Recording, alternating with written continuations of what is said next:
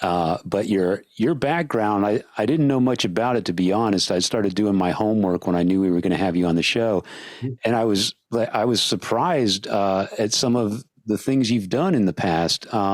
Speaking of Tommy Aldridge, did you tech for him at one point? Yeah, I used to tech for him with Thin Lizzy. Wow. Oh, was that version with John Sykes? Yep, John Sykes and Marco Mendoza was in and out, and another guy, Francesco De Cosmo, was playing bass sometimes, and Scott Gorham, of course. Yeah, yeah. How did you get that gig? Well, I used to work for the Scorpions for a long time. I worked for the Scorpions for about 10 years. Wow. And were you taking for James? Kind of weird. I kind of went backwards. It's like I've always been a player, and you know, I did that record with CC DeVille a long time ago, Samantha 7. Yeah, the thing that he did. Wow. So I did that with him, and that was out. I played with Great White for about a year as just the touring drummer, for a little stint where Audie was gone and stuff like that in I think early 2000s, something like that. Yeah. So I was playing with both those bands, and then we were both signed to John Colodner's label at that time called Imprint, or geez, I can't even remember the name. Anyways, Imprint. Anyway, I've got it on the tip. Yeah. Portrait Records. Portrait. Okay. Yeah. And so the label folded.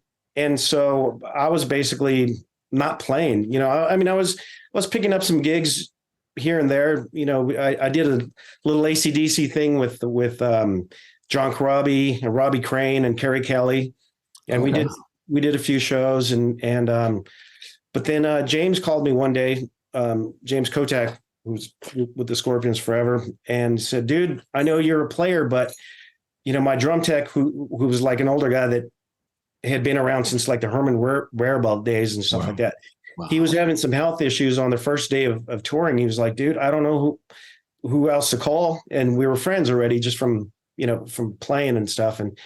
And he said, would you consider coming on tour with us? And I was like, yeah, dude, that tour the world, get paid really well for it with one of my favorite bands in the world, the Scorpions. It's like, how could I say no to that? So, right. And I didn't have a solid gig at that point too. So I went on tour with them, and it just continues. Those guys are machines. They just never stop. So I ended up getting behind the scenes for a very long period of time and taking for the Scorpions. And because of that, all the different bands that would be on tour with us, Whitesnake opened for us. That's where I met Tommy for the first time.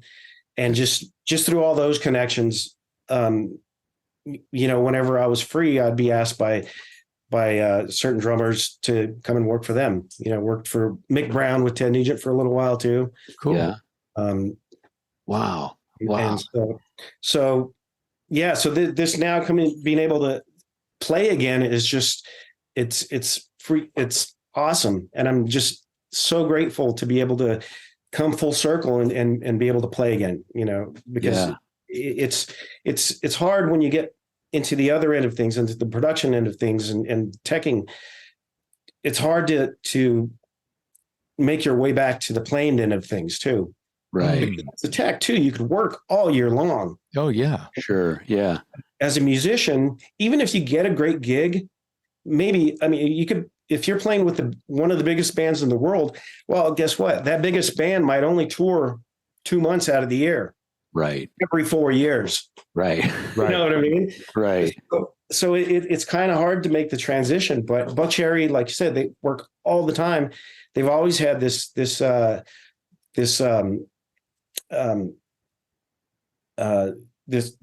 fierce work etiquette, basically. Yeah. And so when that opportunity came, it was just like, oh, this is perfect. This is my way to get back to playing. And this is perfect because I love I already love the band, love the music.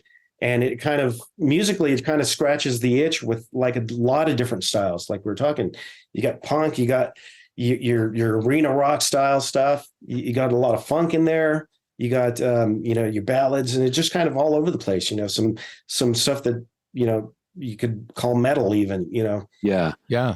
How did you get the Buckcherry gig? I'm assuming it's a connection of a connection like you've been describing, but specifically, how did that happen? Yeah, well, I mean, I have been, I've been around, I guess, for a long time. So it's like, somehow I got on Stevie's radar, Mm-hmm.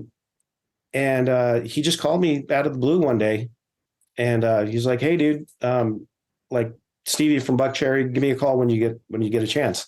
And I read it, and like instantly, I was like, "He's going to ask me to be in the band." I was like, because at the time I was working for Slayer, and Wow. and we're doing this final basically Slayer tour that they were doing. So, Were you taking for Paul? Paul? Yep. Yeah. Sweet. Wow. Yep. I love Paul. He's rad. Yeah. Yeah. And he's just the coolest dude. It's just mellow. Yeah. I met Paul a long time ago when I was working for Motorhead.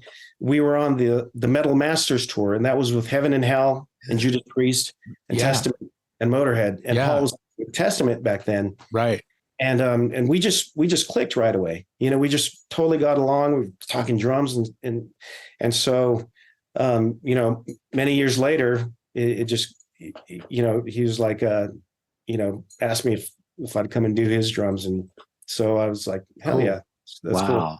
cool. And he was the biggest supporter too. When Stevie did call me, of course I wanted to do it, but just as a professional courtesy, I went to Paul because we still had touring to go. They still had another year left on the world tour. And I went to him and I was like, hey dude, I was like, an opportunity came up and I want to tell you about it.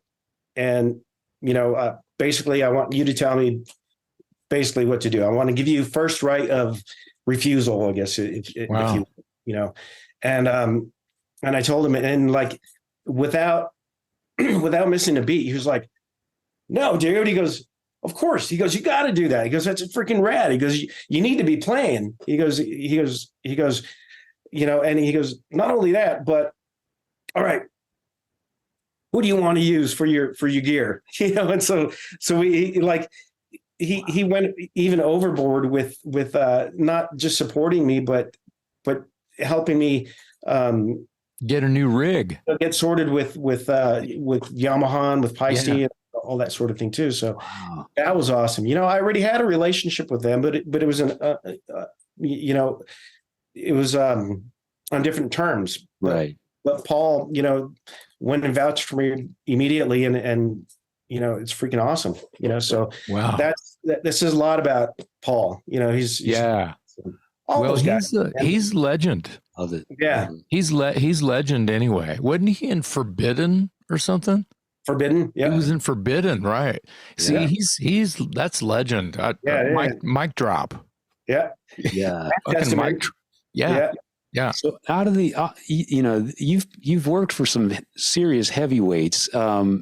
What's the best piece of advice you ever got from one of these guys, like a Paul, or a Tommy Aldridge, or a Mickey D, or a Mick Brown?